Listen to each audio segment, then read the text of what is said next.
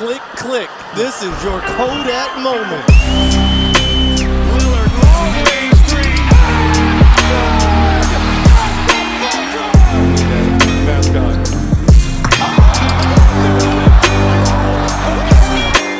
Alors, on se retrouve une nouvelle fois pour parler de basket et après plusieurs épisodes consécutifs sur l'actualité de la NBA, vous le savez, on aime bien aussi prendre un peu de recul pour essayer de discuter sur des mouvements qui pourraient être qualifiés un peu plus de mouvements de fond.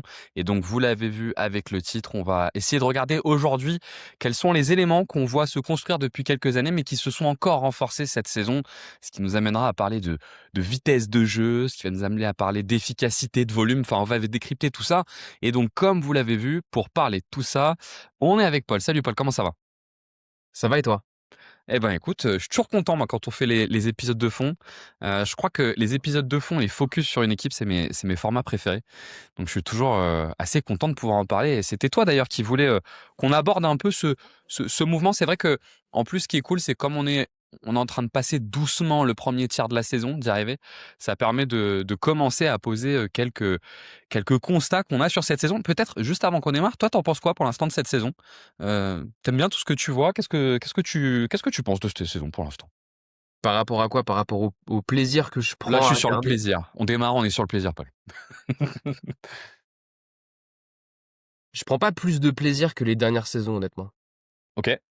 Je sais pas si c'est lié aux Cavs ou pas, mais C'est ce que j'allais dire. Est-ce qu'il y a pas un petit biais Cavs là-dedans, non, quoi? mais tu vois, ce qui est cool sur la conférence Est, c'est qu'il y a des équipes qui sont meilleures que ce que je pensais Tu et penses qu'il à y a qui? je sais pas, les Hawks, je trouve qu'il y a beaucoup de blessés et finalement, même avec les blessés, il y a des équipes qui se démerdent bien, comme les Hawks, comme le Magic dernièrement, comme le Heat et tout. Bon, même si finalement il y a un gros groupe un peu mid dans la conférence Est, même les Raptors, tu vois, je pensais pas que ça allait bien marcher, même si bon, moi j'y crois pas trop en playoff. Et, et après, je trouve qu'il y a des stars quand même aujourd'hui qui devraient penser un peu à raccrocher les crampons. Parce que soit elles sont cramées en termes de niveau de jeu, ça fait un peu pitié, soit elles sont tout le temps blessées, quoi. Ouais, on espère que pour LeBron, ça soit une question de remise en forme, parce que je pense que dans les joueurs que tu dois cibler quand tu penses à la première partie de ce que tu as dit, tu as dû penser un petit peu à LeBron James. Euh, Ouais. on va espérer qu'il y a aussi une question un peu de remise en forme. Mais donc, alors moi pour le coup, j'aime plutôt bien cette saison parce que je trouve que se renforce encore, tu sais, la notion qu'on voit apparaître depuis 2-3 ans et de plus en plus des différences de style de jeu. Et je dois reconnaître que, tu vois, il y a eu un moment donné, j'aurais du mal à le quantifier, tu vois, mais à un moment donné, en regardant la NBA, j'avais un peu l'impression que tout le monde jouait de la même façon. Mais c'est vieux, hein, je parle pas des dernières saisons. Et là, je navigue beaucoup entre des équipes différentes et je dois reconnaître qu'il y en a énormément qui jouent différemment. Et pourquoi je dis ça? Je dis ça aussi parce qu'en préparant le pod, on va revenir sur le détail de ce qu'on veut regarder. Mais c'est vrai qu'on voulait essayer de regarder des tendances de fond. Mais le problème, c'est que les équipes jouent tellement différemment. Je sais pas ce que tu en penses, que moi je trouve que c'est de plus en plus difficile de faire émerger des tendances de fond. Bah, c'est difficile de faire des conséquences véridiques en mode, oui, bah si, en fait, maintenant, il faut jouer absolument comme ça, Mm. parce que toutes les équipes qui gagnent jouent comme ça, et après, le lendemain, tu as une équipe qui commence à gagner des matchs et qui joue différemment, quoi.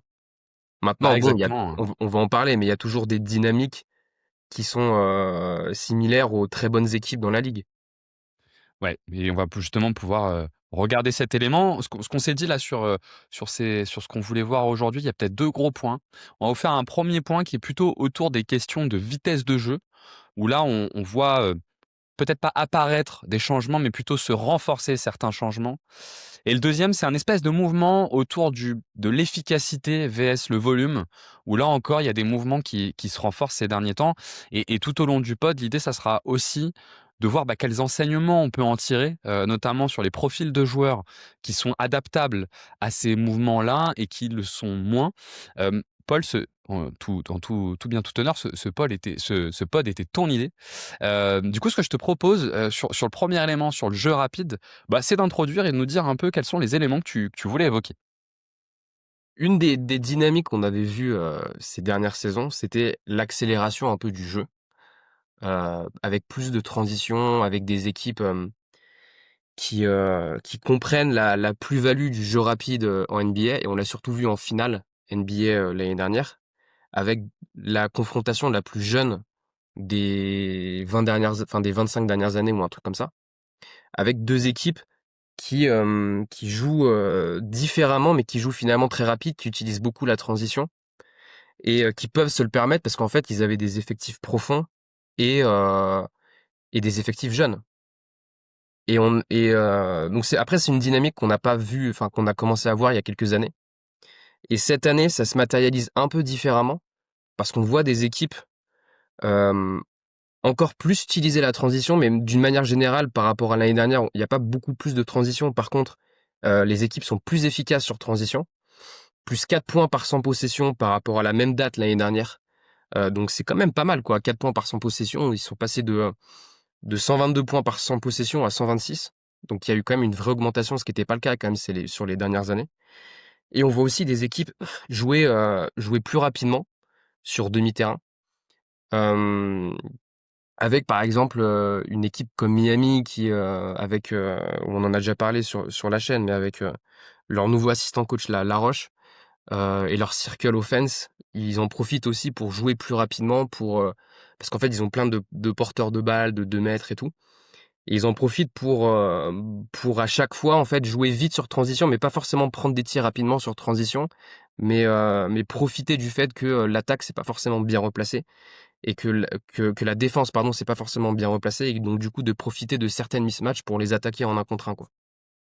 Ouais, c'est pour donner un ordre d'idée, 4 points d'offensive rating pour que les gens puissent, se repérer. Quand je regarde là un petit peu les stats, alors je sors du top 4 qui est vraiment très haut en offensive rating. OKC a 119,6 d'offensive rating. Si on enlève 4 points, on tombe sur les Cavs qui sont 11e. Donc vraiment prendre 4 points d'offensive rating, c'est hyper important sur un style de jeu. Et c'est vrai que je trouve qu'autour de ces questions d'accélération du jeu, c'est pas évident parce que déjà, le premier élément en termes de stats, ce qu'on a tendance à beaucoup regarder, c'est l'efficacité du jeu en transition et c'est la pace. Or, alors la pace permet de le rendre un peu, mais j'ai l'impression que la grosse évolution qu'on a, le gros renforcement qu'on a, c'est tout ce qui tourne autour de la early offense et donc de l'attaque des débuts de possession. Je ne sais pas si toi aussi tu le mettais dans cet élément-là, parce qu'il me semble dans ce que tu voulais dire, il y avait aussi le fait que les équipes qui jouent en transition jouent mieux la transition qu'elles ne faisaient par le passé.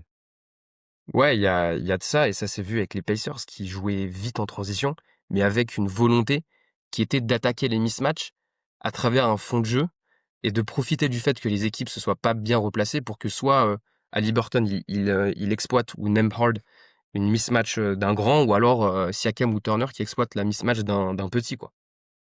Mais d'ailleurs, donc ça, ce qui est vraiment une conséquence de la early offense, hein, c'est un peu les principes de base de la early offense, en fait, c'est d'avancer très vite sur le terrain pour imposer à l'équipe adverse de ne pas refaire les switches qu'elle a prévu de faire vis-à-vis de comment elle était positionnée en attaque et donc de générer de manière un peu structurelle des mismatchs en empêchant à l'équipe adverse de se remettre en place.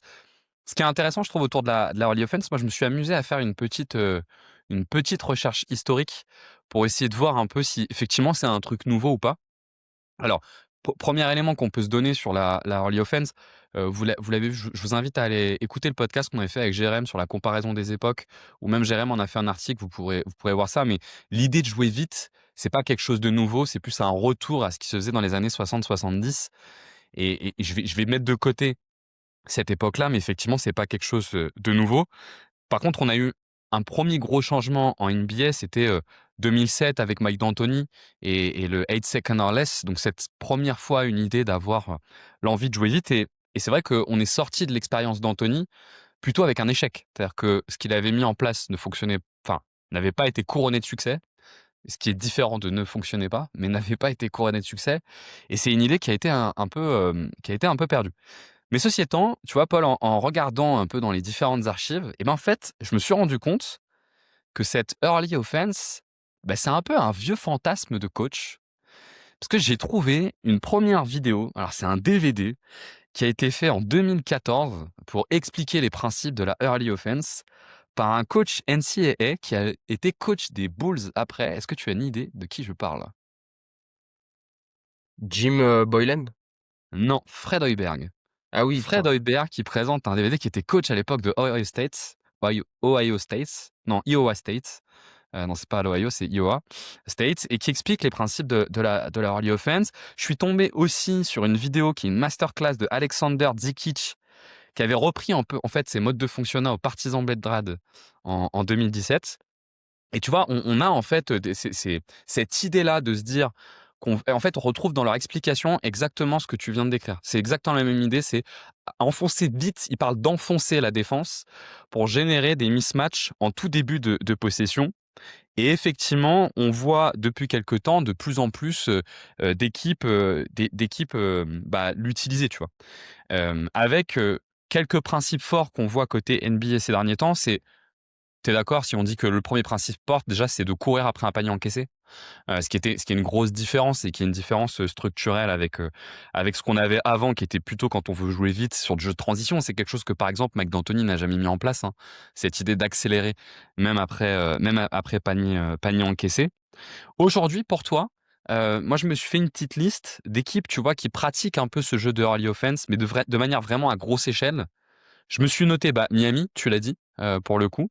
Je me suis noté les Bulls, qui pour le coup pratiquent totalement ce jeu. Le Jazz quand même un peu. Et les Hawks depuis que Trae Young est blessé. Est-ce que toi tu vois d'autres équipes qui pratiquent un peu ce jeu de early offense? Toronto aussi, tu l'as dit?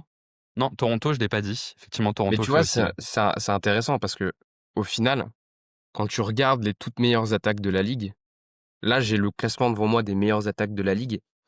Il y a qu'une attaque parmi les 10 meilleures qui est dans le top 11 de la fréquence de transition, et c'est Détroit.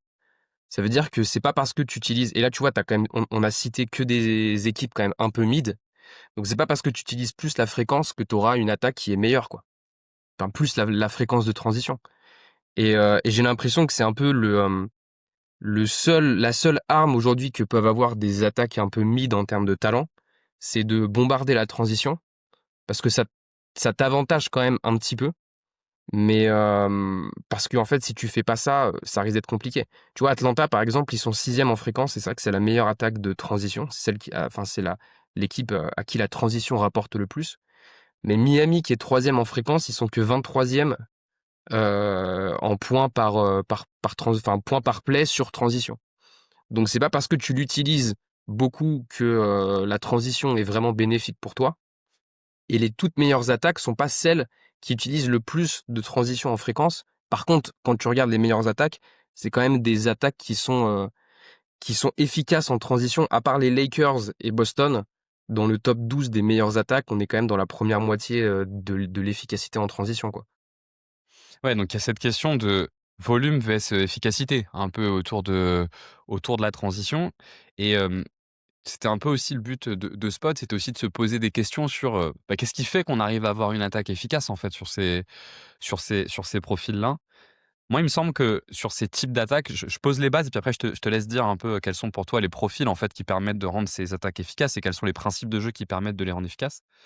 Mais vraiment, le premier enjeu de ces attaques-là, j'ai l'impression, c'est là où, par exemple, tu vois, si tu prends début des années 2010, l'enjeu, c'était d'avoir un gros générateur de contre-attaque qui avait un gros volume et qui, en fait, presque partait seul en contre-attaque. Et je pense forcément à LeBron James, tu vois, à Miami, qui avait cette capacité-là, ou à Giannis, tu vois, côté Bucks, un peu plus tard, qui avait cette capacité à partir seul. J'ai l'impression qu'on est beaucoup plus sur des équipes, en fait, qui partent à 4 ou à 5 pour se mettre très vite en position et attaquer tôt les possessions. Et notamment avec beaucoup de schémas de remontée de balle rapide, forcément, de prise de position rapide et de tir rapide et sur des tirs en mouvement. Moi, je me suis noté un peu, tu vois, des éléments sur des profils qu'on retrouve de manière assez régulière dans ces équipes-là. Est-ce que toi, tu t'es noté aussi soit des éléments tactiques, soit des profils de joueurs que tu vois souvent dans ces attaques qui font que ce jeu de transition est efficace, quoi? Bah, les profils, je dirais que c'est beaucoup de porteurs de balles de 2 mètres, qui sont pas forcément des superstars, mais qui ont quand même un niveau plancher élevé en attaque. Ou alors pas forcément des porteurs de balles, mais des joueurs très rapides qui sont en général très efficaces sur cut, sur demi-terrain, mais à qui on trouve une deuxième fonction, qui est de bombarder en contre-attaque pour être efficace.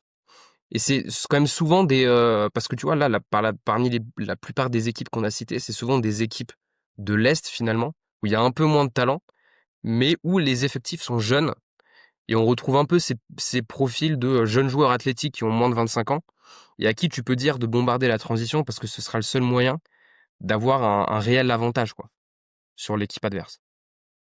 Donc par exemple, quand tu reprends tes équipes là que tu as un peu regardé, c'est quoi les joueurs types que tu retrouves? Enfin, tu vois, même si on les matérialise avec des joueurs, de manière nominative, quoi.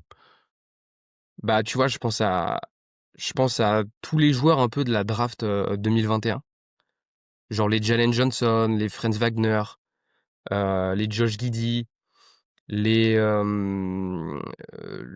Trey Murphy, mais après, je sais pas s'il est vraiment efficace en transition. Faudrait regarder dans le détail, mais ces espèces de porteurs de balles de 2 mètres qui finalement marquent assez facilement aujourd'hui 20 points en NBA, qui ont un peu de passing pour certains, qui ont pas forcément le passing du siècle, tu vois. C'est pas des Kevin Love ou des Nikola Jokic en termes de passing de transition. Mais c'est ce genre de profil-là, quoi, qui sont arrivés en NBA il y a pas longtemps, qui ont montré qu'ils avaient des vrais skills en attaque et qui gagnent de l'efficacité en attaque à travers ce play-là. Est-ce que, je te pose une question, est-ce que du coup, les Hawks sont pas un parfait, laboratoire de ce profil d'attaque-là? Parce que tu vois, je vois un trio qui correspond pas mal à ce que tu dis. C'est Nickeil Alexander-Walker, Zaccharie Rizaché et Jalen Johnson. Alors dans le cas de Zaccharie Rizaché, il est encore assez jeune, donc il y a un temps de développement. Mais tu vois, j'ai l'impression qu'on retrouve chez ces 3 joueurs-là les éléments que tu décris. Et tu vois, quand je les prends un peu un à un, je suis d'accord avec toi, je trouve qu'on retrouve des éléments qui sont hyper fonctionnels dans la radio offense, notamment Nickeil Alexander-Walker, que je trouve vraiment méta pour, ce type d'attaque-là. Pourquoi? Parce que premier point, Nickeil Alexander-Walker, je trouve qu'il a une capacité qui a beaucoup de valeur dans ces attaques-là, c'est la capacité à se positionner vite en attaque et à tirer en fin de mouvement.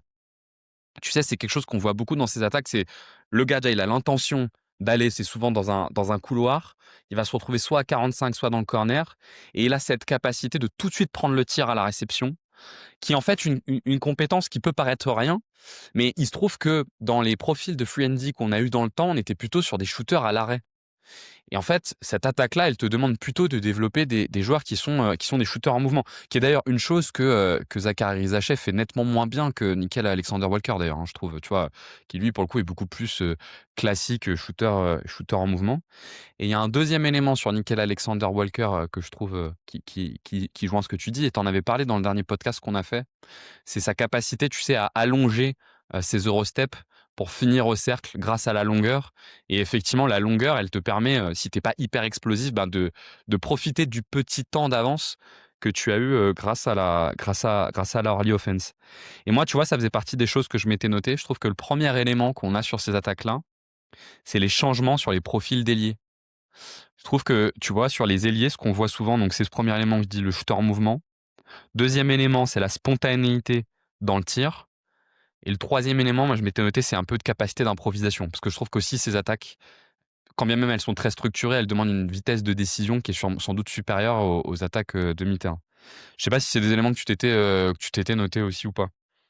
Ouais et puis, moi, tu vois, par rapport au fait que je regarde aussi beaucoup les joueurs, avant qu'ils arrivent en NBA, je trouve que cette dynamique qui s'installe, ça me permet aussi de remettre en question ma façon d'aborder, certains, jeunes joueurs où en fait je me dis: «Ouais, les mecs qui sont peut-être finalement petits en taille et qui produisent beaucoup en NCAA ou dans d'autres championnats, hem, qui sont pas la NCAA quoi». Mmh. Ça a plus la même, je dirais que c'est moi j'ai vu un graphe d'un mec sur Twitter qui avait montré il y avait beaucoup moins de petits aujourd'hui en NBA. Que les mecs de moins d'1,95 m, ils avaient moins de temps de jeu, qu'il y a, 5-10 ans et du coup, dans ma façon d'aborder les choses, j'ai l'impression que parce que j'aime beaucoup moi, tu sais, les porteurs de balles d'1,90 m qui ont du vrai bagage technique, un vrai bag comme disent les quinries, hem, hem, aux États-Unis et j'ai l'impression que en fait, ce type de joueurs-là, ils ont pas forcément c'est pas qu'ils ont plus trop leur place en NBA, mais ils auront moins l'importance qu'on leur a donnée auparavant et qu'aujourd'hui, tu as une importance qui commence à grandir sur ces ailiers qui peuvent à peu près porter la balle, même si tu sais que tu as un certain plafond, en réalité, ils ont moins de compromis des deux côtés du terrain. Tu peux plus facilement les utiliser quand ils sont jeunes en transition. Et si jamais il y a un bout de shoot qui se développe, ils sont peut-être moins talentueux que certains guards d'1,90 m qui ont un vrai bagage technique, mais en fait, ils sont pas forcément moins impactants sur un terrain, et notamment quand on commence à aller dans des hautes sphères de playoff, quoi. J'ai l'impression que du coup, sur c'est vrai que cette orientation de l'attaque, elle pose la question, comme tu le dis, sur les profils de créateurs petits qui auront peut-être moins de volume en fait à exploiter. Et là, du coup, je me dis, tu vois, il y a deux types de niveaux sur ces profils-là. Il y a le niveau élite et le niveau mid en fait. C'est-à-dire, t'as le mec, comme tu décris, d'un mec 90-92, qui est créatif, mais qui a un niveau mid et donc dont tu peux te projeter à un niveau mid. Et t'as le mec qui, pour le coup, dont tu peux te projeter à un niveau élite. Si je fais tu vois, si je fais des points de repère un peu bêtes, joueur que tu peux projeter sur un niveau mid de création, Rob Dillingham, joueur que tu peux projeter sur un niveau élite de création, Ja Morant. Est-ce que toi, tu te dis, alors il a pas de shoot, hein, Ja Morant, on n'est pas sur un shot créateur, hein, mais sur un autre profil. Est-ce que toi, dans ce que tu te dis, tu l'appliques tout autant à ces profils-là qui ont vocation à devenir élite qu'à devenir mid, ou est-ce que c'est surtout pour ces créateurs d'un mec 90-92, mais qui ont vocation à devenir mid, en fait? À être, tu vois, des créateurs secondaires dans une équipe? Ouais, après, je pense que chaque cas est différent, mais finalement, tu vois, quand tu prends même les espèces de génies offensifs à échelle, pas forcément à échelle NBA, mais à échelle d'un mec lambda, genre les Darius Garland et les Trae Young, qui, quand ils sont en confiance, créent quand même énormément d'offense parce qu'ils ont du passing et du scoring. Bah, même ces profils-là, en réalité, enfin, tu vois, on peut se poser la question de est-ce qu'ils méritent vraiment un contrat max?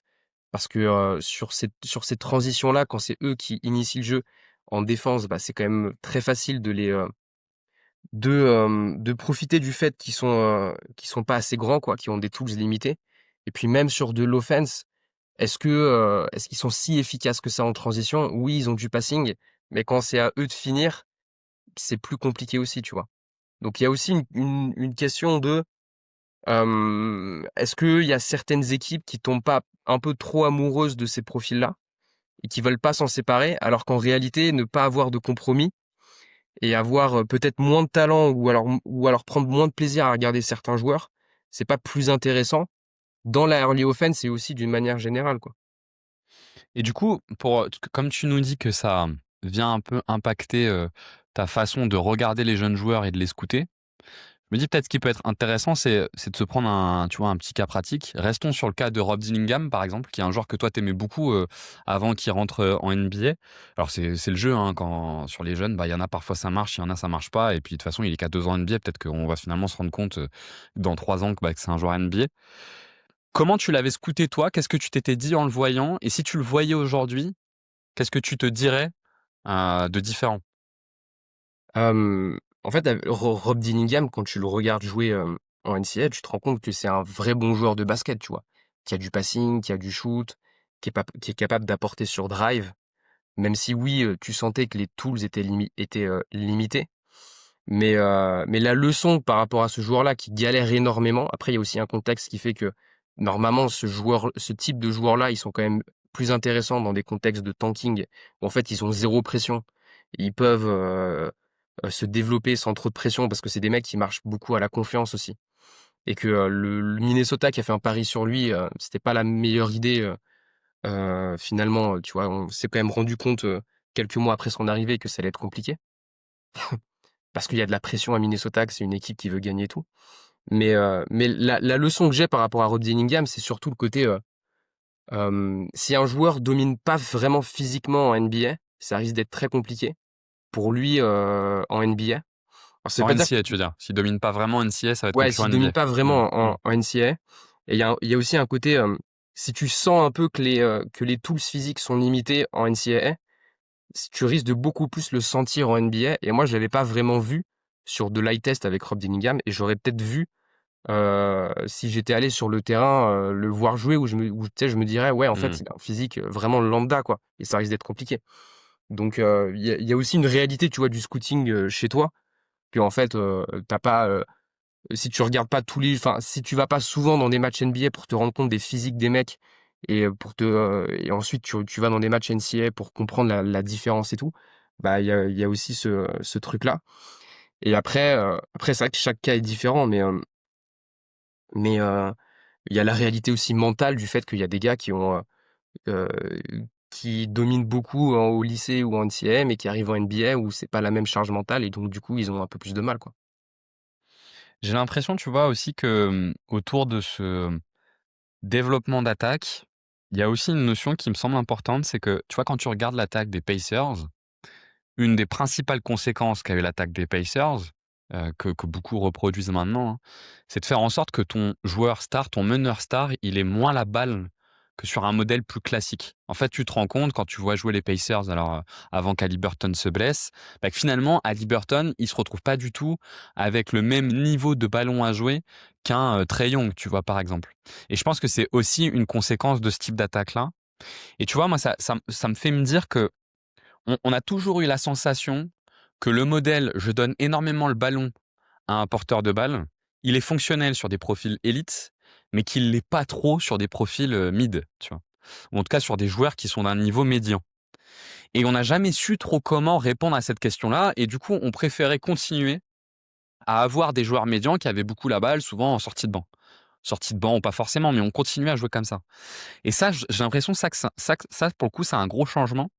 C'est qu'on n'a plus trop ces joueurs qui sont d'un niveau médian qui se retrouvent à avoir énormément la balle. Comme si finalement, les coachs n'acceptaient maintenant de te faire jouer avec un haut volume de ballon que si tu es de toute façon efficace. Et donc, les profils un peu comme Rob Dillingham, qui peuvent assumer un gros volume, mais qui vont avoir du mal à être efficaces, et ben du coup, on commence à moins les voir et à moins les exploiter. Ce qui pose d'ailleurs, moi je trouve aussi une question sur leur développement, parce que parfois il faut aussi accepter qu'ils soient pas très efficaces pendant un temps pour qu'ils arrivent à se développer, quoi. Et effectivement, on préfère mettre plusieurs ailiers en place, pour qu'ils puissent avancer. Et l'exemple d'Atlanta est un très bon exemple avec, quand Trae Young n'est pas sur le terrain, c'est Nickeil Alexander-Walker qui joue meneur de jeu. Et on retrouve cette notion-là aussi à Miami où, quand Tyler Herro est pas sur le terrain, il joue avec Davion Mitchell qui finalement a pas tant la balle que ça, quoi, pour le coup. Ouais et puis si tu regardes un joueur jouer, si tu es un management NBA et que si tu regardes un joueur jouer qui est petit en taille et tu vois pas vraiment le génie offensif parce que pour toi il est pas assez régulier et cetera, tu as plus intérêt en fait à drafter un ailier qui est certes un peu, ou en fait qui a un profil un peu de flash où on n'a pas vu grand chose et toi tu as confiance en ta capacité à le développer, et au final tu sais que si tu arrives à le développer, bah, il sera pas négatif en défense. C'est ce qu'a fait le Thunder, tu vois? Avec Ouais. beaucoup de joueurs où en Mmh. fait ils ont jamais pris des très petits en taille, ils ont toujours pris des mecs à plus de d'1,95 à peu près, avec une grande envergure et ils savent que OK, nous on a confiance en nous sur notre capacité à développer ces mecs-là, balle en main et on sait du coup qu'en les développant, va y avoir un certain niveau plancher et ils pèseront pas ultra négativement, défensivement parce qu'ils auront la taille et ensuite, bah, on les motivera à défendre, quoi. Et tu vois, moi, je me suis noté d'ailleurs, dans les différentes équipes, qu'on a citées, bah, ces profils qui me paraissaient ces joueurs qui me paraissaient bien correspondre au profil, tu vois? De ces mecs capables de se projeter, donc d'être des bons shooters en mouvement, d'avoir de la spontanéité dans le tir. Pas spécialement besoin d'être hyper crafty sur la finition au cercle, mais plutôt d'être capable de profiter d'un premier temps d'avance grâce à la longueur pour aller au cercle. Donc tu vois, je m'étais noté Nickeil Alexander-Walker. Je me suis noté, Kevin Huerter qui je trouve fait une très bonne saison, côté Bulls et qui est parfaitement, dans ce profil-là. Je me suis noté Tyler Herro, que moi je trouve bien pour l'instant dans l'attaque de Miami depuis qu'il est revenu et qui en fait correspond à ces profils-là. Et je me suis noté Lauri Markkanen, qui je trouve aussi a cet intérêt dans le côté ailier. Et deuxième élément que je me suis noté sur ces attaques-là, il est plutôt sur le profil du ball handler. Et ça va joindre ce que tu disais sur les grands, les grands en capacité d'être un peu dribbleur aussi. C'est que comme quand tu veux te projeter vers l'avant, tu vas forcément avoir du mal à mettre tes grands dans la projection vers l'avant. C'est mécanique, hein. Votre grand, il va aller moins vite vers l'avant que vos ailiers. Et ben, du coup, moi, ce que je constate, bah, c'est qu'on essaye beaucoup de leur mettre la balle en main. on essaye beaucoup de leur mettre la balle en main et du coup, on se retrouve avec des joueurs qui doivent être en capacité, souvent des postes 4 voire postes 5, qui doivent être en capacité de remonter le ballon, de prendre des décisions et d'initier l'attaque. Et les deux premiers joueurs auxquels je pense dans ce profil d'attaque-là, à qui on demande ça, c'est forcément Jalen Johnson, qui est hyper mobilisé là-dedans, et le deuxième, c'est Bam Adebayo, qu'on voit beaucoup faire ça à Miami. Je sais pas si tu te l'étais noté, toi aussi, cet élément-là. Ouais, ouais, ouais. Hem, Après pour Bam, ouais, je trouve que c'est un peu différent. Mais une des conséquences aussi qu'on n'a pas dit sur le jeu, rapide, c'est, qu'au bout d'un mois, on a eu quand même énormément de stars, blessées et que du coup, on arrive à un point où, les physiques doivent être, pour contrer le côté ou pour optimiser, ton équipe à travers ce jeu rapide, il y a tu peux plus te permettre d'avoir, de drafter des joueurs qui auront pas le physique pour s'adapter à ce rythme et que les physiques déjà fragiles et en plus petits, ça va commencer à devenir compliqué pour eux. Alors tu me diras, il y a des Golgoth comme Yanis qui se blessent un peu plus ces dernières saisons et ça veut pas forcément dire que t'es un joueur ultra athlétique, que tu te blesses moins, tu vois? Jokic, c'est un athlète parce que aussi il se blesse jamais. Curry parce qu'il a un cardio, de ouf. Mais, heu, mais ouais, on voit beaucoup plus de blessures au niveau des ischios, je crois et des mollets et en fait, c'est lié au rythme, de la transition, et du jeu rapide beaucoup plus important et du fait que, le niveau je pense que la taille moyenne en NBA a aussi augmenté, quoi. Et d'ailleurs, dans le prolongement de ça, si tu prends les deux dernières équipes à avoir été championnes, elles sont alors pas forcément en play-off, c'est pas forcément en play-off qu'elles ont joué sur leur profondeur, c'est le cas des Pacers, mais c'était moins le cas d'OKC. Mais c'est des équipes qui ont parcouru la saison régulière avec, pour le coup, souvent 11-12 joueurs opérationnels, enfin, qu'elles peuvent vraiment mobiliser et qui sont performants. Et toi, je sais que ça fait partie des trucs que sur lequel qui devient presque un mantra pour toi, c'est l'importance d'être deep pour faire le cursus entier d'une saison plutôt qu'être fort sur les 2-3 joueurs majeurs, quoi. C'est vrai que ça faisait partie un peu des enseignements qu'on avait de la saison dernière. Ouais, oui, Tu voulais ajouter un mais truc, ouais. mais être deep, le mieux, c'est quand même être deep avec des joueurs qui ont pas trop de compromis. Parce que tu vois un effectif comme les Cavs où en fait tu te rends compte qu'il y a que des joueurs avec des compromis. Tu beau être plutôt deep sur le papier, en réalité, tu l'es pas vraiment parce que quand il y a des blessés, ça marche plus. Il y a une époque où on pensait que les Cavs, le problème c'était est-ce qu'au complet ça va marcher? On a eu la garantie quand même l'année dernière sur la régulière que ça marchait au complet. Là aujourd'hui, et à une époque ça marchait quand c'était pas au complet, c'est-à-dire que tu avais Donovan Mitchell, Jarrett Allen et des role players et on arrivait quand même à gagner des matchs. Et aujourd'hui, on se rend compte que, oui, c'est un effectif qui marche qu'au complet parce que tu as des joueurs avec trop de compromis et dès qu'il y a un élément de l'effectif qui est plus là, ça marche plus, quoi. Effectivement. Dernier élément, moi, que je me suis noté sur ces attaques rapides, c'est tout ce qui concerne la transition entre la mise en place et la finition. Et notamment, tu vois, sur les profils, ça va rejoindre aussi ce que tu disais sur les profils d'intérieur. En fait, on vous mettra d'ailleurs en zone commentaire quelques articles à aller regarder pour voir quelles peuvent être un peu les formes d'attaque de la early offense. Mais en fait, ça va mobiliser énormément de drag screen et globalement d'écran rapide pour pouvoir, une fois qu'on est mis en place, continuer à être dans le flow de cette attaque. Et du coup, ce que je me suis noté, c'est que ça demande aussi d'avoir de plus en plus des ailiers ou grands joueurs qui sont très mobiles, sans surprise, pour justement poser ces écrans, rouler au cercle et vite terminer. Et je m'étais noté 4 joueurs, tu vois, là-dedans, qui je trouve symbolisent bien ça. Markkanen, qui aussi, au-delà du shooter qu'il est pour l'attaque rapide, a aussi cette capacité de pose d'écran et de finition au cercle rapide pour poursuivre l'attaque de début des possessions. Je m'étais noté Khalil Ware, que je trouve pas mal là-dedans. Et le dernier, je sais pas si on ira dans le détail, mais je trouve que la transformation du jeu de Vucevic, pour le coup, traduit bien l'évolution du jeu. Lui qui était un joueur de post-up et de pick and pop pendant longtemps, si vous regardez les Bulls jouer dernièrement, en fait, on le trouve très souvent dans des situations en mouvement. Il fait beaucoup plus de rôles rapides, donc de slip screen, qu'il en faisait par le passé. Et tu vois, on a quand même vu ces dernières années des pivots très grands être draftés. Je pense à Zakidi et à Donovan Clingan. qui sont pour moi des profils qui sont pas du tout compatibles avec ce type d'attaque-là. Donc on verra si elle se développe encore plus, tu vois, mais ces profils-là, je trouve aussi sont questionnés, quoi. Ouais, mais finalement, tu vois, moi, j'étais plus bas que la enfin, c'est pas que j'étais plus bas, mais j'étais assez bas sur Klingan et Edey. Ils arrivent quand même à avoir de l'impact. Tu vois, là, depuis qu'il est revenu de blessure, Zach Edey, il a un vrai impact, dans ces Grizzlies.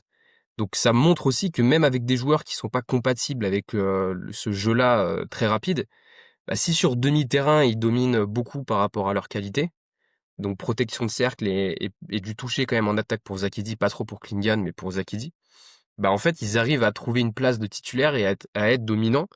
Alors que oui, par rapport aux dynamiques de NBA, on n'y croyait pas trop. Après bon, on verra en playoff s'ils arrivent en playoff ce que ça donne, mais finalement ils arrivent à trouver de l'impact alors que, moi je faisais partie de ceux qui y croyaient pas parce que justement il y avait ces dynamiques-là qui s'installaient depuis un moment, quoi. Moi, c'est deux joueurs dans lesquels je crois pas du tout, et qui, je pense, sont vite limités parce que, en fait, la réponse à apporter à leur profil, elle est presque un peu trop évidente. Effectivement, l'early offense, si tout le monde l'adopte un peu ou s'il y a de plus en plus d'équipes qui l'adoptent, bah, leur protection de cercle, elle sert à rien et puis, en plus, ils vont se cramer très, très vite. Alors, c'est vrai que souvent, l'early offense a pour contrepartie de pas avoir de joueurs non plus immenses sur le terrain et donc, quand tu arrives sur demi-terrain, si tu as du toucher comme Zaki dit, bah, tu arrives à finir. Mais tu vois, par exemple, un joueur comme Klingan, moi, j'aime pas du tout, j'y crois pas du tout. Enfin, je me projette pas du tout avec lui. Alors, Ezakidi, il a l'avantage d'avoir vraiment un toucher. Mais voilà, faudra voir ce qu'on a vu lors des playoffs l'année dernière que les limites pouvaient venir vite. Mais je pense que ça rejoint aussi, tu vois, ce qu'on disait avec les meneurs de jeu, où en fait, c'est un peu la disparition de ces profils mid. En fait, tu peux exister que si tu es élite quand tu es dans ces profils-là. Parce que, bon, dans le cas de Zakidi, on verra s'il est élite. Il est surtout aujourd'hui dans une équipe qui gagne pas un match, quoi. Donc, il tente un Ouais, mais truc, les bon, 2 ils sont quand même élites sur un truc, c'est le rebond offensif effectivement, ce et qui fait la bim, transition, transition avec, l'organisation. vers notre deuxième sujet que je vais te laisser présenter. Mais le deuxième élément qu'on voulait aborder avec vous, après l'élément sur l'accélération du jeu, la NBA a longtemps été dominée par un dogme de l'efficacité. Et de plus en plus, on a un retour du dogme, ou en tout cas de l'alternative. Je sais pas si c'est un dogme, mais d'une alternative qui est plutôt sur le volume. Et Paul, je te laisse présenter ce deuxième sujet. Ouais, c'est ce qu'on appelle un peu, la bataille des possessions. C'est, les four factors qu'on parle beaucoup, dans le langage NBA qui sont, alors parmi les four factors, il y a l'efficacité au shoot, mais en fait, on va en retenir que 3. C'est les rebonds, les turnovers et le free throw rate, donc la capacité à aller, sur la ligne des lancers. Donc pour le rebond, on a donc le rebond offensif, il a bien augmenté quand même ces dernières années. Il était à 26 en 2021, aujourd'hui il est à presque 30 et on voit une augmentation linéaire depuis 2021, c'est-à-dire qu'il est passé à 27, 27,5, 28 et aujourd'hui il est presque à 30. Mais tu vois, ce qui est intéressant, c'est que il y a seulement une équipe, qui est top 15 au rebond offensif parmi les 7 meilleures attaques sur demi-terrain. Et donc ça montre que C'est qui? même C'est pas Houston? ouais. Hmm. Non, je crois que c'est même pas Houston. Parce que Houston, ils sont pas si ouf que ça. Attends, je vais aller regarder. Mais en tout cas, ça Je vais montre regarder, je te laisse finir, je vais regarder vas-y. pendant ce temps. Mais ça montre que tu vois, même par rapport à cet aspect-là que la plupart des équipes ont compris et qu'elles utilisent, un peu plus, bah, il y a pas enfin, c'est pas, tu pas forcément besoin d'être ultra dominant au rebond offensif pour avoir une top attaque, quoi. C'est quoi ce que tu Bah veux que montrer derrière ça? en fait, même si tu vois aujourd'hui on est au courant de certains aspects et de certaines dynamiques, il y a des équipes qui le comprennent, mais qui l'utilisent pas forcément, en fait, tu vois. Alors, soit elles ont pas les joueurs pour l'utiliser, mais soit elles décident de pas l'utiliser parce que, bah, en fait, elles estiment que c'est pas, bah, OK, on n'est pas forcément capable déjà de défendre en transition parce que si tu bombardes de rebonds offensifs, t'es aussi, plus à même à subir de la transition. Donc, il y a un côté, OK, je pense que tout le monde est au courant que le rebond offensif, ça fait partie, c'est un truc qui a augmenté, une valeur qui a augmenté, c'est une valeur, enfin, c'est un aspect important du jeu. Il y a pas forcément toutes les équipes qui l'utilisent et même quand tu regardes les top équipes, elles l'utilisent pas forcément, quoi. Alors moi, juste en regardant, j'ai un peu plus d'équipes que ça qui correspondent aux 2 critères que tu as cités. En tout cas, j'ai à minima Denver et New York qui sont fortes sur le rebond offensif et qui ont une grosse efficacité de mi-terrain. Mais peut-être ce qui peut être cool aussi, c'est de se dire d'où vient cette question, en tout cas qu'on se pose autour de efficacité vs volume. Euh, Moi, j'ai essayé, tu vois, d'aller chercher d'où venait un peu le tournant de on arrête de tout chercher sur l'efficacité. Parce que ça a vraiment été le dogme de l'ère post-Warriors ou même pendant les Warriors de Curry et KD d'essayer de chercher un maximum d'efficacité au tir. Et j'ai eu l'impression, alors là c'est assez dur, certains donneront peut-être le là à un autre moment, mais que le run de playoff de 2023 de Denver avait été aussi, tu vois, un premier cap. Parce qu'en fait, on s'est rendu compte que cette équipe-là, notamment les top équipes, s'étaient rendu compte que il était très dur de battre cette équipe-là en allant les chercher sur l'efficacité au scoring. Et je me suis noté 2-3 stats et globalement en poussant toutes les stats d'efficacité au plus haut. Tu vois, je m'étais noté la série contre les Lakers où les Lakers perdent 4-0, où les Lakers sont 117 d'offensive rating, sont à 0,8 de turnover percentage, sont à 27,1 de free throw rate. Et en fait, toutes les stats sur l'efficacité, elles sont très très hautes.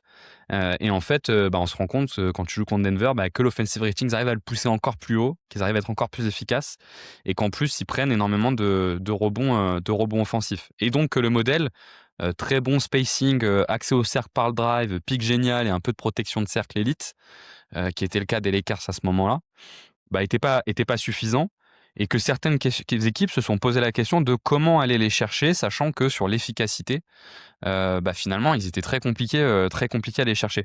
Et je pense que, tu vois, il y a beaucoup d'équipes qui fonctionnent comme ça aussi, quoi. C'est-à-dire qu'elles voient la top équipe, elles se disent la top équipe, elle fonctionne comme ça. Peut-être qu'en fait, là-dessus, on n'est pas capable d'aller les chercher. Et donc, comment on peut faire pour aller les chercher différemment? Et tu fais aussi avec le matériel dont tu as à disposition. Je sais pas ce que tu en penses, mais moi j'ai l'impression qu'aussi globalement dans nos analyses, c'est un élément qu'on prend trop peu en considération. C'est quel est le matériel qu'a à disposition l'équipe qui essaye de faire quelque chose. Parce que tu fais aussi avec les top talents que tu arrives à avoir, sachant que tu peux pas aller chercher le top talent que tu veux, tu vois. Genre quand tu es Orlando, tu arrives à avoir Paolo Banchero. C'est très très dur d'avoir un joueur de ce niveau-là, et donc tu es un peu obligé de construire autour de ça malgré les défauts. Ouais, c'est vrai. Mais après, il y a aussi des équipes qui se posent pas la question au moment de drafter et qui sont pas forcément dans l'optimisation du profil, ou qui savent pas trop ce qu'elles font, tu vois. C'est-à-dire, ok, on draft au talent, mais pas vraiment. On draft aussi aux joueurs qui nous font kiffer. Et je sais pas s'il y a autant d'équipes qui savent ce qu'elles font, notamment au moment de drafter, dans une reconstruction, que le Thunder. Mais ma stat, ouais, je me suis trompé. En fait, c'est parmi les 10 meilleures attaques sur demi-terrain. T'as que 3 équipes dans le top 15 en rebond offensif. Donc c'est pas beaucoup, tu vois. C'est 30% des 10 meilleures attaques qui sont dans le top 15 au rebond off. Et Et dans ton 10 meilleures attaques, c'est sur l'offensive rating ou sur les points marqués? c'est sur l'offensive rating sur demi-terrain. Ce qui fait sens, puisque pour prendre des rebonds offensifs, il faut louper des tirs et donc il faut multiplier les possessions. Mais du coup, oui, effectivement, tu peux avoir une top attaque sans effectivement jouer beaucoup le rebond offensif. Ouais. Et puis même sur le rebond défensif, du coup, on voit pas forcément, il y a aucune équipe qui est top 13 en rebond défensif parmi les 13 meilleures défenses sur demi-terrain. Donc ça monte, à part juste OKC qui cette année est très bon sur le rebond défensif. Donc ça montre aussi que même sur le rebond défensif, on sait que c'est important, c'est une donnée en playoff qui marche. Il n'y a pas tant d'équipes que ça. Les toutes meilleures défenses sont pas forcément les meilleures équipes au rebond aussi, quoi. Que ce soit en attaque ou en défense. Alors même que oui, c'est une donnée importante, mais en régulière, alors la réalité des playoffs est pas la même que la réalité de la régulière. Mais en tout cas, c'est pas forcément les meilleures attaques qui bombardent le rebond off ou les meilleures défenses qui sont très dominantes au rebond défensif. Ce qui impliquerait, si je suis ton raisonnement, qu'en fait, il n'y a pas besoin d'être une top équipe au rebond pour être une top équipe. C'est un peu l'idée, c'est qu'en fait, on s'est souvent dit que la bataille, enfin, dans le discours qu'on a actuel autour de la bataille des possessions, il y a l'idée de se dire que c'est absolument central pour pouvoir gagner. Et toi, ce que tu nous dis, c'est que finalement, ça n'est pas tant que ça, quoi. Ouais, mais ap mais c'est bien d'avoir au moins un profil dans ton effectif qui est capable de prendre des rebonds.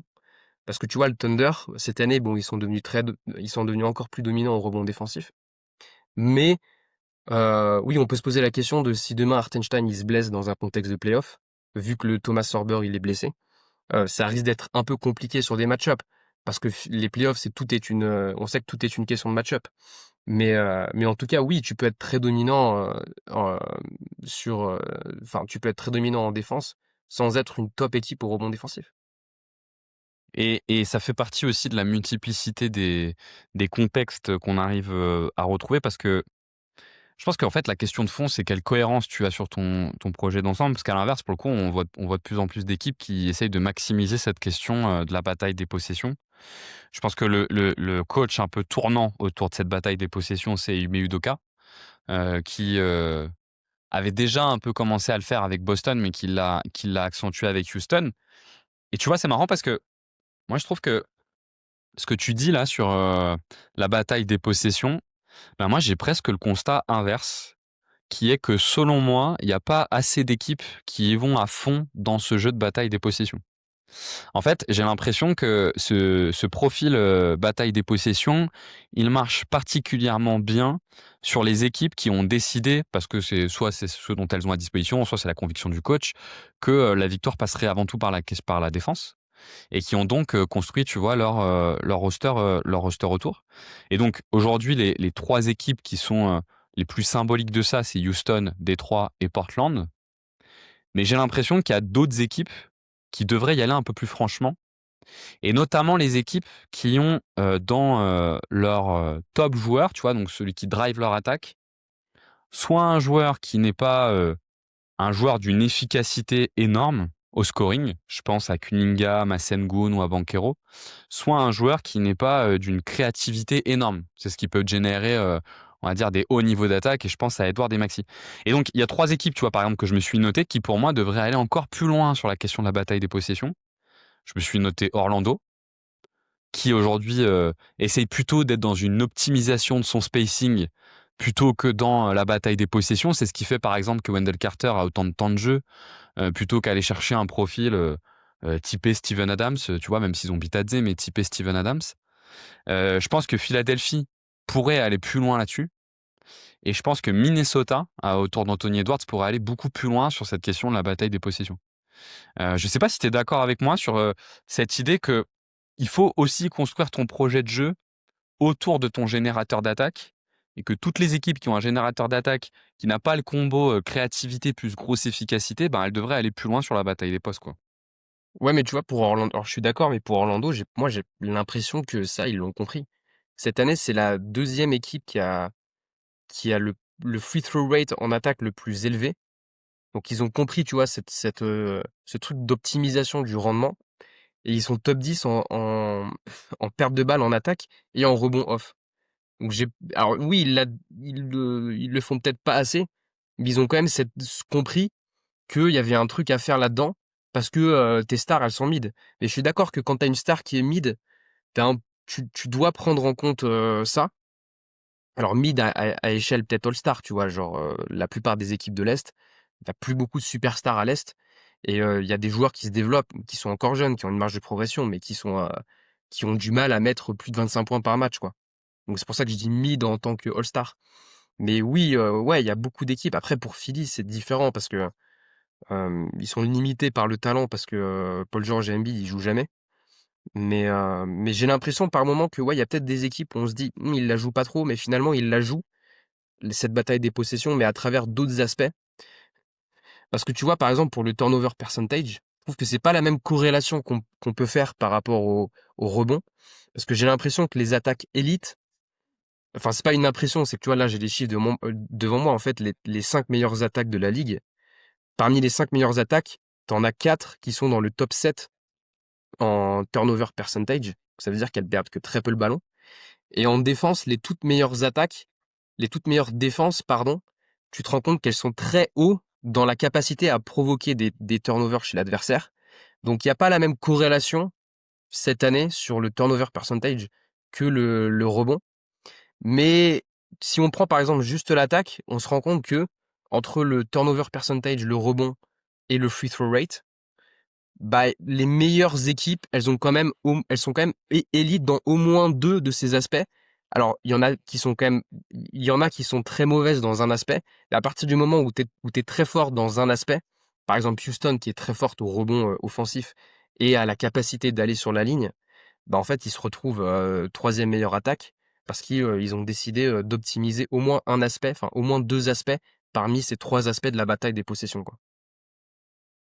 Alors, et effectivement, et alors moi, ouais, c'est là où on n'est pas d'accord, hein, mais c'est ce qui est intéressant, c'est que je pense malgré tout que certaines ne vont pas assez loin dedans. Je comprends bien, hein, tu vois, que Orlando, ils ont commencé à l'intégrer. Tu dis, ils sont top 10 sur le rebond. Oui, ils sont top 10, ils sont 10e d'ailleurs, hein. Ils sont top 10, ils sont pas 5e. Alors qu'en fait, si tu regardes, ils ont un profil où ils pourraient peut-être aller plus loin. C'est-à-dire que plutôt que faire jouer Banchero en 4 et Wagner en 3 et se faire un back court autour de Jalen Suggs et Desmond Bane, bah, tu vois, si tu prends le cas de Houston, qui eux ont décidé d'y aller à fond, bah, à Houston, peut-être que Wagner il jouerait plutôt 2, que Banchero il jouerait plutôt 3, peut-être qu'il ferait démarrer Isaac et qu'il trouverait un 5 encore plus grand à l'intérieur et qui démarrerait juste avec Suggs ou juste avec Bane, tu vois. Ouais. Euh, et d'ailleurs, pour moi, c'est pas tant. Enfin, je comprends ce que tu veux dire quand tu dis une star mid, mais pour moi, c'est plus. Effectivement, t'as un tout petit groupe de joueurs dans les stars qui sont démentiels à l'efficacité et au passing. Et si tu les as, bah c'est bingo, tu construis autour et puis c'est super, tu vois. Mais tu as aussi plein de stars qui sont des stars parce que qui sont des top joueurs parce qu'ils sont capables d'assumer un énorme volume et que la capacité à assumer un énorme volume est, moi je crois, une compétence qu'on sous-évalue un peu. Et là, je pense, par exemple, tu vois, à Paolo Banchero, qui, moi, je le porte pas particulièrement dans mon cœur, mais il a une qualité, comme Wagner d'ailleurs, c'est ils ont cette capacité à assumer un énorme volume de jeu. Et ben moi, je Je crois que les pense équipes qui ont ces joueurs-là, elles devraient aller plus loin sur les trois points que tu donnes, rebond, free throw rate et turnover percentage, quoi. Ouais, je pense beaucoup à Kate Cunningham, où toi, tu as fait une vidéo Ouais. dessus. En fait, c'est un mec qui a un énorme volume pour le coup au scoring et au passing.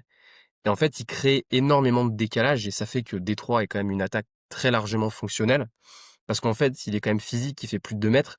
Et même si son TS+, il est même pas à la moyenne, je crois, bah, ça crée beaucoup de décalage dans l'attaque. Et tourner en 29,8 passes en NBA, c'est quand même un délire, quoi. Même si, oui, il y a du déchet, il a quand même un peu supprimé de déchets. Mais, heu, mais le volume qu'il produit et les décalages qu'il crée avec ses capacités physiques, notamment sur drive, bah, c'est assez sous-estimé, quoi. Et d'ailleurs, dans le prolongement du cas de Cade, je trouve que tu peux avoir le cas d'Anthony Edwards, qui n'a pas la création qu'a Cade, mais de la même façon, énorme capacité à assumer un volume de tir. Et donc, qu'est-ce que tu construis autour comme profil d'équipe?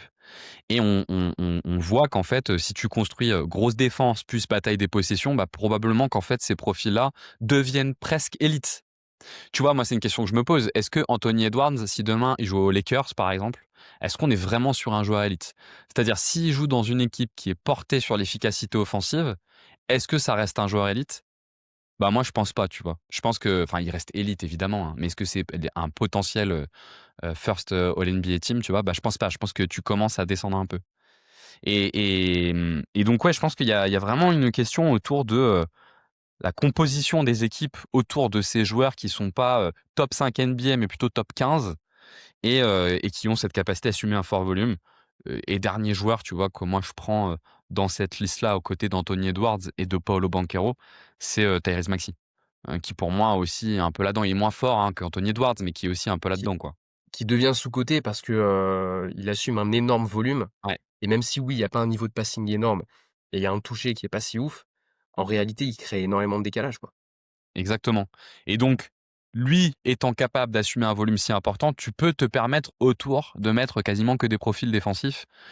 OK, tu vas pas avoir une efficacité, qui va exploser en attaque, mais il va t'assurer un certain plancher et tout ton intérêt, c'est de t'assurer que tu prennes pas trop de points et que tu sois bon sur la bataille des possessions, à côté, quoi. Est-ce que tu avais autre chose à dire sur ce point-là autour de la bataille des possessions? Ouais, un dernier élément qui est un peu sous-coté, c'est la capacité à provoquer des passages en force. Tu vois, je pense à un Toumani Camara qui, est excellent dans la capacité à provoquer des passages en force, Lou Dort aussi. Jalen Brunson qui est atroce en défense et qui finalement, en fait, il a un peu d'impact parce qu'il provoque énormément de passages en force.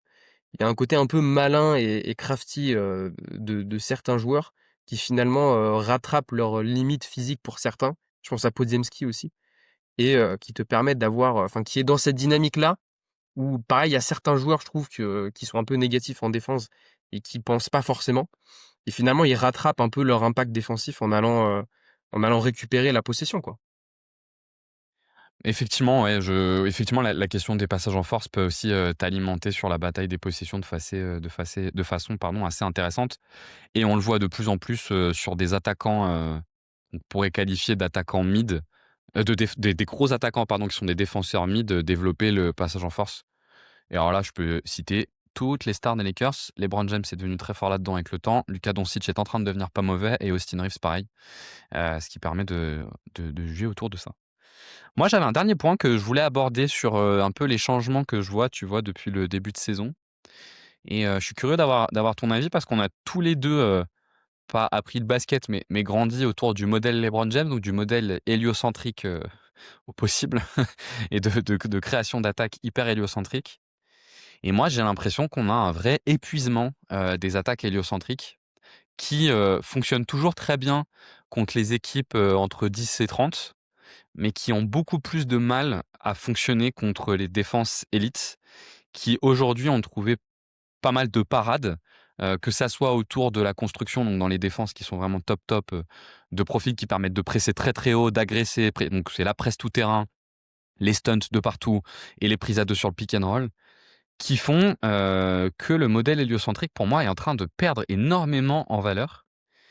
Je prends, pour exemple, l'exemple, par exemple, des Lakers, qui est je trouve un très bon modèle qui fonctionne très bien, quand ils jouent des équipes entre 10 et 20, mais qui ont plus de mal quand ils sont contre des tops équipes et on avait d'ailleurs vu le match, des Lakers contre OKC où Luka, comme Austin Reeves était totalement en incapacité, de développer quoi que ce soit. Je pense à Minnesota qui sont en 1 victoire, 4 défaites depuis le début de saison contre les équipes du top 10. Je trouve que Golden State, alors c'est pas du tout de l'héliocentrisme à la LeBron James, mais mine de rien, leur attaque, elle ressemble à un modèle héliocentrique au sens où tout tourne autour de Curry, même si c'est du Curry sans ballon. Et bah ils sont en 1-6 contre les équipes du top 10. Même chose pour les Clippers qui sont en 0-7. Même chose pour Phoenix qui est en 1-5. Tu vois, enfin je peux dérouler la liste en fait d'équipes qui sont pas mauvaises contre les équipes moyennes, mais qui chutent dès qu'elles tombent contre des fortes équipes. Et donc, de plus en plus, bah, je me pose cette question, tu vois? Sachant que, si tu prends, les 4 derniers finalistes NBA, bah, tu en as 3 d'équipes qui sont pas du tout construits autour du modèle héliocentrique, à savoir OKC, les Pacers et Boston, Dallas faisant figure d'exception. Qu'est-ce que tu en penses, toi, de ce truc-là et est-ce que tu t'es un peu questionné là-dessus? Bah, moi je trouve que OKC, il y a quand même un peu ce côté, tout est tourné autour du drive de Shai et de sa capacité à ultra dominer au scoring et alors pas vraiment au passing, mais en fait, si parce qu'il perd énormément de ballons, il garde quand même un volume, au passing. Mais oui, par rapport à un truc, c'est qu'il y a plus de passes aujourd'hui que sur les dernières saisons. Il y avait eu un drop après 2018 du nombre de passes. Sans doute que, toutes les équipes ont essayé de vouloir faire du LeBron James bis ou du James Harden bis. Mais il y a une remontée sur les 2 dernières années. Il y a 2 fois plus d'équipes cette saison qui font 292 passes par match par rapport à l'année dernière. On est passé de 6 à 12 et un bon exemple de ça, on en revient aux Pacers où il y avait un vrai fond de jeu, où même s'il y avait toujours ce côté, il faut qu'on aille, chercher la mismatch, c'était à travers un fond de jeu collectif et à travers, un effectif qui se faisait beaucoup de passes et même si des fois on pouvait critiquer la capacité à Haliburton à prendre énormément de volume au scoring, en réalité, c'est aussi ça qui rendait les Pacers dangereux parce que tu savais jamais qui prenait le tir. Mais je trouve que tu vois, pour OKC et pour les Lakers, c'est quand même des attaques qui fonctionnent très bien, qui sont peut-être pas élite de chez élite, qui pourraient être encore plus optimisées, mais qui fonctionnent très bien parce que tu as des porteurs de balles vraiment élites comme Shai, LeBron, Luka, même Austin Reeves cette saison, tu vois, qui est vraiment impressionnant. Et, euh, et c'est des équipes qui font que très peu de passes en fait par match, mais qui marchent quand même parce qu'il y a une superstar comme ça. Maintenant, c'est vrai que quand on va arriver en playoff, tu vois, là, Luka, il a quand même beaucoup galéré face à Minnesota. On se rend compte qu'il a quand même besoin d'avoir un profil à l'intérieur qui lui fait ses écrans et tout. Et on a vu quand même aussi Shai galérer parce qu'il n'était pas en confiance sur son pull-up. et parce que finalement l'attaque du Thunder était très téléphonée. Donc je suis d'accord que si on se projette un peu sur les playoffs, le modèle où tout passe par un joueur, il fonctionne plus trop. Et même si, oui, la NBA, c'est toujours un truc de talent, qu'il faut avoir le plus gros talent, finalement, les Pacers étaient à 2 doigts de battre le Thunder alors qu'il y avait aucun joueur à plus de 22 points par match, quoi. Mais ouais, alors, de tu pars en disant que t'es pas d'accord, puis tu finis en disant que t'es d'accord. Donc au début, j'allais dire: «Beh, je suis particulièrement pas d'accord avec toi», mais finalement, tu finis en disant que tu Non, mais d'accord c'était avec moi. surtout par rapport Ouais, au Thunder, quoi, parce que pour moi, le Thunder, c'est un modèle ouais, ouais, qui est ouais. tourné autour de quelqu'un. En fait, je trouve que ce qui est trompeur, c'est que et tu raison, du coup, ça se voit derrière en playoff. Ce qui est trompeur, c'est que la saison régulière te donne l'impression que ça marche, mais en fait, quand tu regardes dans le détail, ça marche bien, surtout contre les équipes mid et faibles. Mais dès que tu tombes contre des top défenses, d'un coup, ça se met à plus trop marcher. D'ailleurs, j'ai pas cité un dernier exemple. Je pense que le dernier exemple que j'aurais pu citer, c'est, les Cavs avec, Donovan Mitchell qui sont quand même un peu là-dedans, depuis le début de saison et la blessure de Darius Garland où il assume un volume qui est énorme et alors c'est vrai que OKC, tu pas tort. Je trouve que particulièrement cette saison, c'était moins le cas l'année dernière. Probablement que la blessure de J-Dub a joué. Je pense que les progrès à la passe de Shai jouent aussi. Ils sont presque sur un modèle héliocentrique en attaque, tant, Shai a le ballon et effectivement, eux, ça marche.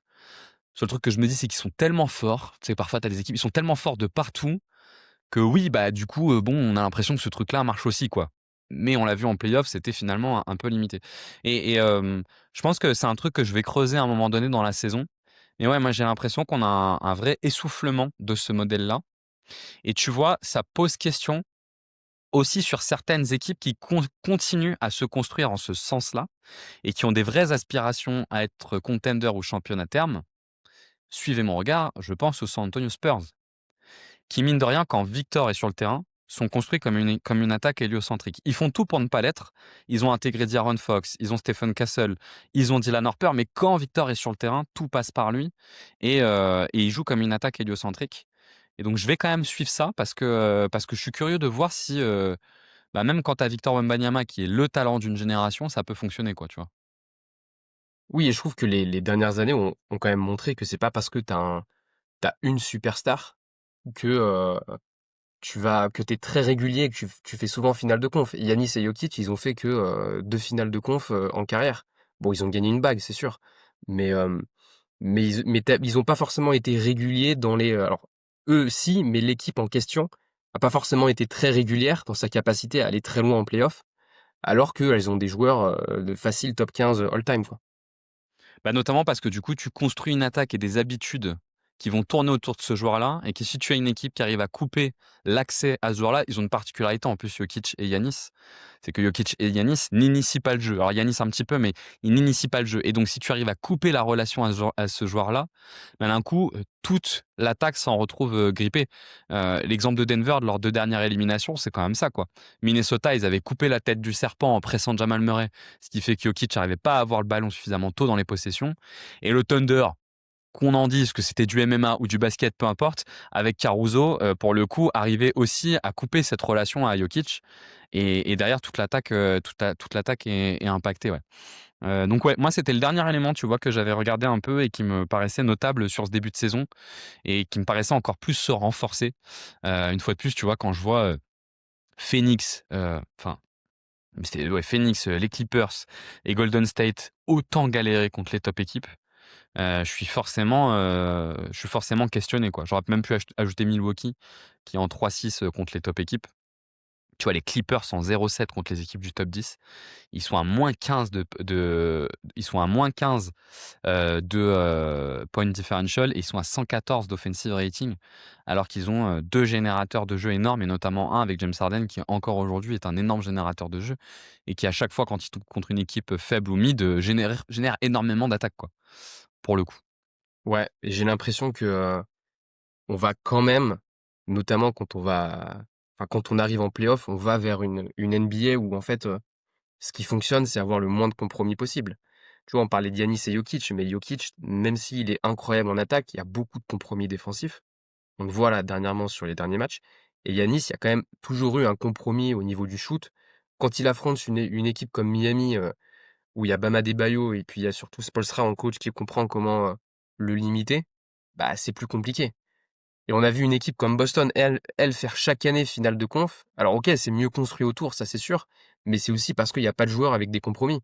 Et au final, bah, tu t'en sors un peu moins. Tu t'en sors un peu mieux parce que tu pas de joueurs avec des compromis. Et moi, le premier hater de Jason Tatum, je dois avouer que, bah, son profil, il est aussi très intéressant parce que, bah, il y a pas de compromis, même s'il est élite dans rien.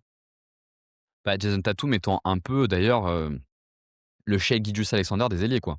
C'est-à-dire très fort sur le scoring, très fort sur la défense, sans doute plus fort que Shai sur la défense, et fonctionnel, voire même en train de devenir plus que fonctionnel sur le passing. Et tu te rends compte que c'est les deux joueurs qui portent les deux derniers champions, pour le coup. D'ailleurs, peut-être juste pour conclure, c'est un débat qu'on a d'ailleurs souvent aussi avec Jérém, qui est de se dire est-ce qu'il vaut mieux être élite en attaque ou élite en défense et nul dans l'autre, ou est-ce qu'il vaut mieux être, tu vois, autour de 12 dans les deux? Toi, est-ce que tu penses qu'il vaut mieux être top 5 attaque et top 20 défense, ou est-ce que tu penses qu'il vaut mieux être top 11 attaque et top 11 défense Pour aller loin en playoff, pour aller loin en playoff? ah, c'est dur. Parce que, bah, je dirais que ça dépend aussi de ta superstar. Parce que Denver, tu vois, moi, j'ai même s'ils sont dégueux en défense, bon, il y a aussi parce que Gordon, il est pas là. Mais vu qu'ils ont eu Jokic, ils ont l'attraction Jokic-Murray, c'est dur de les enterrer en vue des playoffs. Et mais d'un autre côté, bon, il y a des équipes, ouais, autour de la 10e, attaque et 10e défense, où tu sais qu'elles sont capables d'aller très haut, en playoff, quoi. Donc tu as du mal à décider. Bah, genre, si tu un joueur qui est indéfendable, un peu comme Jokic, Giannis ou Shai, j'ai envie de dire: «Ouais, je préfère avoir ce mec-là, quitte à être nul en défense». Et si j'ai pas ce joueur-là, bah, je préfère être mid sur les 2 quoi. Tu vois, si j'essaye Enfin de le mid traduire plus, mid plus. si j'essaye de le traduire en équipe, la proposition que je viens de te faire, c'est est-ce que, pour les playoffs, tu préfères être Phoenix ou est-ce que tu préfères être les Lakers? Bon, ça apporte un peu la réponse, hein. Ils sont 21e défense et 6e attaque, les Lakers, pendant que Phoenix, c'est 10e attaque et 11e défense. Alors peut-être que tu vas me contredire, mais j'imagine que tu préfères être les Lakers? Ouais, Ouais. mais tu vois, entre Minnesota et Denver. Ouais, c'est pas mal, ouais, parce que Denver, ils sont première attaque, 18e défense, et Minnesota, ils sont 7e et 10e. Et ouais, mais le truc, c'est qu'ils sont 10e défense quand même, c'est que tu rentres dans le top 10. Non, moi, je crois que je préfère être Denver quand même. Alors qu'en plus, ton cas, il est biaisé de fou, parce que t'as une équipe qui est construite pour battre l'autre, qui a tout construit pour pouvoir battre l'autre, mais je pense que je préfère être Denver quand Mais tu même. vois, entre New York et ouais, Détroit. Ouais, Détroit à l'Est. Entre New York et Détroit à l'Est, tu préfères être quoi? Bon après, en fait, Détroit, ils sont élites en défense, donc je sais pas Et si c'est puis ils le sont meilleur presque exemple. élites en attaque en plus. Ils sont 8e attaque, ils sont presque élites en attaque. Mais le problème, c'est que les noms vont me tronquer en fait, et l'expérience va me tronquer. Mais non, je pense que je préfère être Détroit. Mais là, c'est un peu tronqué parce qu'ils sont presque élites dans les deux, Détroit, depuis le début de saison pour le coup. Mais ouais, ouais, effectivement, c'est des cas qui sont intéressants à regarder. Est-ce que tu voyais d'autres choses à dire, Paul, sur des choses que tu as vues depuis le début de saison qui t'interrogent là un petit peu sur l'évolution du jeu? Non, alors il y a juste un truc, c'est le free throw rate qui a vraiment augmenté cette saison, et c'est dur à dire pourquoi. Parce que ça peut être une directive de Silver qui dit aux arbitres, «En fait, vous me sifflez beaucoup plus les fautes». C'est peut-être les joueurs qui ont compris que, bah, pour optimiser leur efficacité, aller plus sur la ligne. Et vu que je regarde pas toutes les possessions d'absolument tous les matchs, je peux pas dire si c'est les joueurs qui sont un peu plus crafty parce qu'ils ont compris ça, ou si c'est les refs qui sifflent beaucoup plus facilement, quoi. Donc je sais pas ce que t'en penses, mais c'est bon, c'est dur à dur. Je trouve ça un peu dur à dire, effectivement.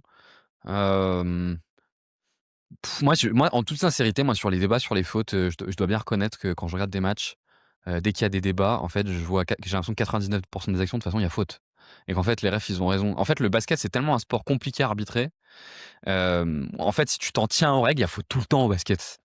Donc du coup, c'est souvent difficile de dire que les arbitres se trompent, quoi, pour le coup, je trouve. Donc ouais, non, j'ai pas trop d'avis pour le coup, sur cette dimension FIFA rate que j'explique pas trop. Il y a peut-être un élément, c'est que les défenses sont très agressives. Moi, je trouve depuis le début de saison, c'est un des marqueurs, les défenses agressives, ce qui fait que les fautes montent assez vite dans les débuts de quart-temps et que les équipes sont du coup assez vite dans le bonus, quoi. Et ça, je pense que ça peut jouer quand même.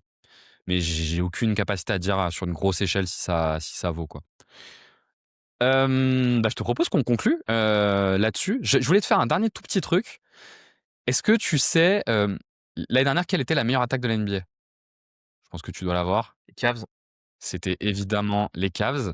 Est-ce que tu as une idée cette saison, cette attaque, combien elle serait dans le classement NBA? 5e. Cette attaque, cette saison, elle serait 4e. Elle est au même niveau que Boston. Boston a le même offensive rating qu'avaient les Cavs l'année dernière. Et il y a 4 points d'écart entre le premier de l'année dernière et le premier de cette année. Ce qui est vraiment énorme en fait. Alors après, Denver sont vraiment efficaces, mais bon, il y a quand même 3 équipes qui ont un meilleur offensive rating que ne l'avaient les Cavs l'année dernière.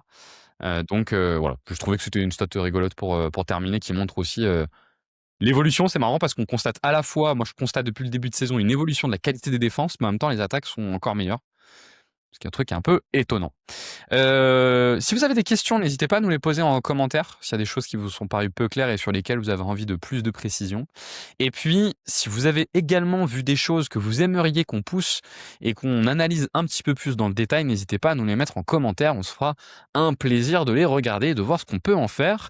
Paul, je te propose qu'on conclue là-dessus. Si vous avez aimé la vidéo, n'hésitez pas à mettre un petit like pour nous soutenir. Et puis, restez connectés, on trouvera rapidement de quoi parler. À plus!